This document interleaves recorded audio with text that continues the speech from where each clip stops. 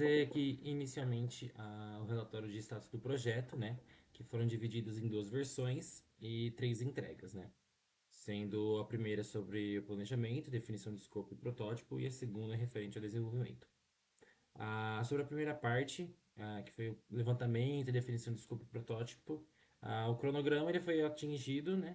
As entregas previstas foram as previstas, né? As discussões e levantamentos feitos, então threshold status estão ok, a qualidade também está tudo bem feito. Nós evidenciamos tudo em documentos do que precisava ser feito e documentamos tudo bonitinho. Então, também foi tudo documentado, então por isso que os thresholds e status estão ok. Agora, referente à primeira parte da segunda entrega, o cronograma também foi atingido com sucesso, né? As entregas, tudo que foi planejado para ser entregue foi entregue com uma ótima qualidade. A parte técnica, né? A lógica, back-end, front-end foi entregue conforme planejado. Também não foram identificadas falhas ou bloqueio, defeitos relevantes e foram evidenciados corretamente para validar a ação da entrega. Então, também threshold status estão ok, 100%. E referente à última entrega também, foi tudo atingido dentro do prazo, funcionalidades entregues, evidências completas, status ok. E qualidade também, tudo dentro dos conformes. Agora falando sobre o relatório de entregas. Novamente, foi dividido em algumas partes, né? A primeira versão, a segunda versão. E então, referente à primeira versão, que era a entrega, a primeira parte da entrega era sobre a definição de escopo. Então, critérios de aceite eram, por exemplo, requisitos do plano de negócios e compilados e funcionalidades prioritárias validadas pela equipe. E evidências que foi compartilhado no documento entre as equipes. Então, foi tudo documentado, critérios de aceitos foram ok, e não foi feito nenhum plano de ação, justamente porque o critério de aceite foi alcançado. E referente à entrega 1.2, que eram os critérios de aceito do wireframes concluídos e protótipo navegado e validável. Temos uma evidência que é um Figma, eu vou abrir posteriormente, junto das outras evidências. E foi tudo aceite e não precisou ser feito nenhum plano de ação. Sobre a segunda fase, né, entrega 2, a primeira parte que era a implementação do cadastro das repúblicas, os critérios de aceite eram criar tela do cadastro no app, implementar a API do back-end, integração com o banco de dados. Todas possuem evidências e todas foram atingidas e concluídas, então o critério foi de aceite, não precisou ser feito nenhum plano de ação, pois todas foram entregues. E por fim, a entrega 2.2 e 2.3, né, que era a implementação de feed de postagens. Foi feita a criação do feed, a implementação do backend para os posts e a usabilidade, todas foram atingidas. E a implementação da organização pessoal, que também era a matéria de listagem de tarefas funcionais, os dados, né, persistirem localmente e o checklist funcional, né, que também foram todos evidenciados. Aqui referente ao Figma, né, que eles fizeram um esboço inicial de como funcionaria a entrega da tela, a usabilidade, como seria para navegar, né? Deixa eu só aqui navegar. Como seria, que é a visão das repúblicas, das listas, do perfil, sair, por exemplo. E temos aqui também o repositório, que foi dividido em dois repositórios, um do back-end e do front-end. Então aqui, por exemplo, temos os commits que evidenciam que eles adicionaram os endpoints, adicionaram o endereço do usuário quando se tornar as coisas, os endpoints, a conexão entre o back e front, e esse aqui é o do front, no caso, né, aqui na área do back. E aqui é tudo evidenciado, tudo mostrando que foi tudo feito conforme o esperado. Bom, vou falar aqui então um pouquinho das métricas que a gente usou para fazer a gestão do projeto e dessa última entrega. Começando com o burn down. Então, questão de valor atual, a gente acabou não calculando, então não teve essa devida medida do quanto foi entregue, em qual prazo, se estava muito atrasado ou não. Em questão de threshold, a gente definiu como mais de um dia consecutivo, então se tivesse mais de um dia, a em que o burn down tivesse atrasado, seria considerado um problema. A gente definiu um status ok, mesmo a gente não tendo calculado o burn down pela entrega do pessoal, como parecia tudo em ordem, foi dentro do prazo ali, parecia que estava ok, então caso a gente tivesse calculado um burn down, eu acredito que estaria dentro do esperado. E caso não tivesse uma questão de plano de ação, seria uma reunião de emergência de 15 minutos ali para realinhar quais são as prioridades, o que é mais importante de entregar, como parar esse atraso que estava acontecendo e tudo mais. Da métrica de scope creep, então pensando num escopo maior de uma atividade que aparece do nada, que teria um pouco mais de prioridade, acabou não acontecendo, né? Então o valor total foram 0 features fora do escopo. Threshold de uma feature urgente, então o limite aceitável seria uma feature a mais que seria de uma forma mais necessária. Como não aconteceu, foi um status ok. E caso acontecesse, o ideal seria congelar o escopo atual da atividade e negociar uma troca com o PO. Então, ver que atividade, qual parte do escopo ali que é mais importante de entregar naquele momento, o que, que vai fazer mais diferença. E depois pensar em voltar para outra atividade ou voltar para aquele escopo anterior e tentar ir resolvendo, mas principalmente entregar o que for mais urgente. Questão do tempo de ciclo, de novo, a gente acabou não medindo. A gente definiu como threshold um aumento de pelo menos 50% em relação à média anterior. De novo, como a entrega do pessoal foi tranquila, a gente definiu como status ok. Parece que está tudo em ordem. Caso tivesse sido calculado também, aparentemente estaria tudo em ordem. Em questão de plano de ação, caso não tivesse, fazer uma sessão de código para revisar tudo, ver se foi encontrado algum tipo de bug ou iniciar uma tarefa diferente.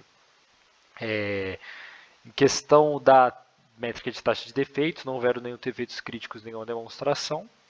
Então, tudo que foi ali visto parecia tudo dentro dos conformes, tudo dentro do esperado. Um threshold de pelo menos mais um defeito de crítico na demonstração. Então, caso tivesse acontecido alguma coisa necessitasse um conserto, uma coisa mais urgente, um apenas bastava já para bater nesse threshold. Como não aconteceu, foi um status ok.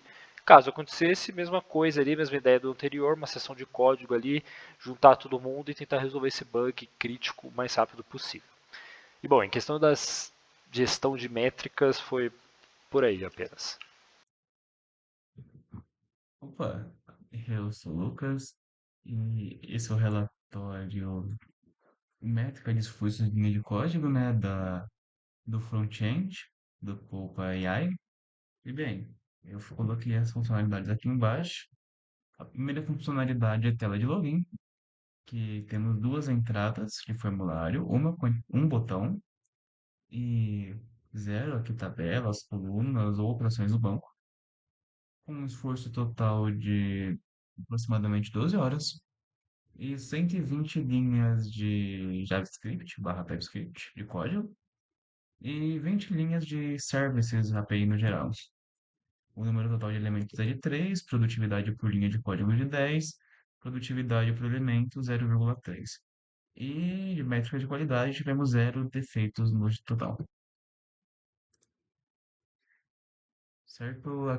A segunda funcionalidade do front-end é a tela de cadastro, com três entradas de formulário, um botão, zero tabelas, zero colunas de tabela, zero operações do banco, um esforço total de aproximadamente 6 horas, aproximadamente 150 linhas de JavaScript barra TypeScript e também 20 linhas de serviços do geral, com um número total de elemento de 4 elementos, 25,0 de produtividade por linha de código e 0,7 de produtividade por elementos e zero defeito no total aqui nas métricas de qualidade.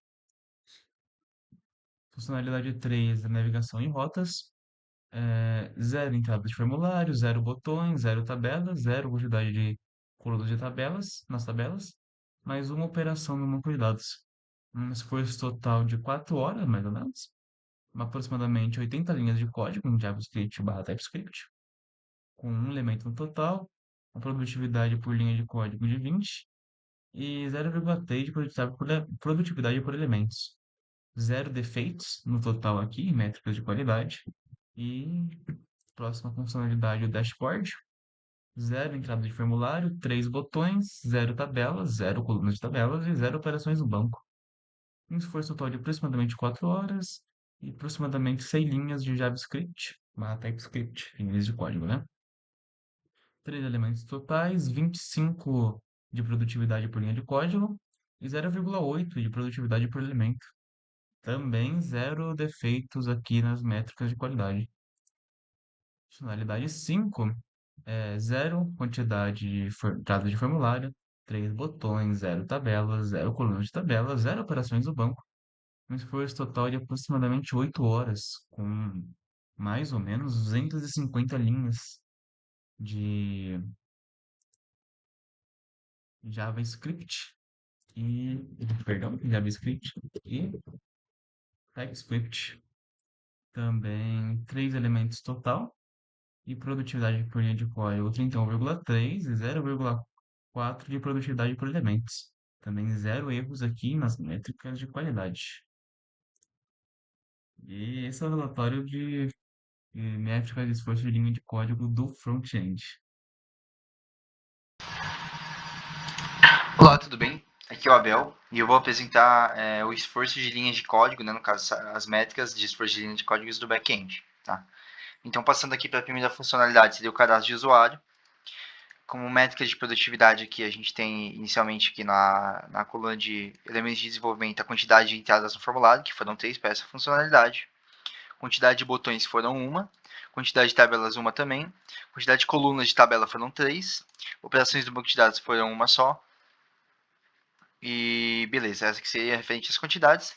O esforço total em horas foi 8 horas. Tá? As linhas de código escritas foram 70, no caso usando Java, que foi a mesma linguagem que o outro grupo também utilizou. É a nossa linguagem primária aqui para o back-end, então aqui vai estar vazio mesmo. Número total de elementos foram 9. Produtividade por linhas de horas foi 8,8. Produtividade por elementos, no caso elemento barra hora, foi 1,1. Tá? Beleza, essa foi a primeira funcionalidade. Vamos para a segunda funcionalidade, a funcionalidade de login. Quantidade de entradas no formulário tivemos 2. Quantidade de botões tivemos 1. Quantidade de tabela também tivemos 1. Quantidade de colunas da tabela 2. Operações do banco de dados uma também. Esforço total em horas foram 5. Linhas de código foram 110. Novamente, esses dois campos vazios aqui, porque a gente só tem uma linguagem primária, não temos linguagem secundária nem terciária. Número total de elementos 7. Produtividade por linha de código, linhas barra hora, 22. Produtividade por elementos barra hora, 1,4, né? Ou seja, 1,4 elementos por hora. Funcionalidade 3 seria de JWT Token JWT Service. No caso aqui nós não temos nenhuma entrada, né? Uma funcionalidade apenas de um serviço de JWT, então temos aqui apenas a produtividade por linha de código e não estamos mexendo com nenhum elemento também, tá? Então aqui temos apenas a produtividade aqui de 23,3 linhas por hora. Esforço total em horas foram 6 horas e linhas de código escrito em Java foram 140, tá? Esse JWT aqui ele tá interligado com a integração do login, né? Seria um serviço de JWT para aumentar a nossa, utilizar, né, o JSON Web Token e aumentar a segurança da nossa aplicação como um todo. Tá?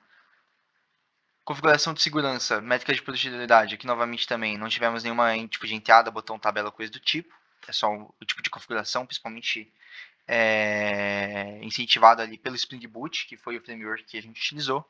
Produtividade por linha de código, linha em horas, foram 15, né? 15 linhas por hora. Esforço total foram 6, linhas de código foram 90. E aqui seria a User Entity mais o Repository, que seria, no caso, para as questões de usuário e o repositório de usuários, tá? Para a criação de usuários. Aqui temos quantidade de colunas em tabela 5, operações do banco de dados 2, esforço total em horas 4, linhas de código também escritas em Java 70, número total de elementos 7, produtividade por linha de código 17,5, produtividade por elemento 1,8. E ela também foi concluída como as demais funcionalidades que estão aqui nesse vídeo, tá?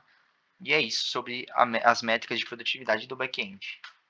Então, passando aqui um pouquinho como ficou o resultado final do front-end na etapa final aqui do projeto, nós dividimos basicamente o front-end em 4 páginas. A primeira, a landing page, uma página para chamar a atenção do usuário que quer uma solução parecida com a nossa, uma página de login, página de criação de conta e a página de dashboard de fato, que é aqui o usuário, quando ele já está logado, ele consegue gerenciar suas finanças, suas transações, suas despesas, etc. Então aqui, landing page que a gente desenvolveu, algo bem bonito em questão de estilo, assim, para chamar a atenção do usuário, ele vê que é um produto sério, assim, se fosse para realmente isso aqui ser vendido, né? Uns gráficos aqui e tal, que ele consegue interagir e dar uma olhada aqui. Uns carrosséis aqui de feedback de cliente, etc. Coisas que a gente vê geralmente em SaaS e produtos novos aí do mercado que estão querendo atrair clientes, né? E aqui nós temos a página de criação de conta e, inclusive, algo que eu gostaria de salientar, eu estou rodando o projeto aqui, o front-end com o back-end, então tudo que vocês verem aqui, no caso, já está integrado com o back.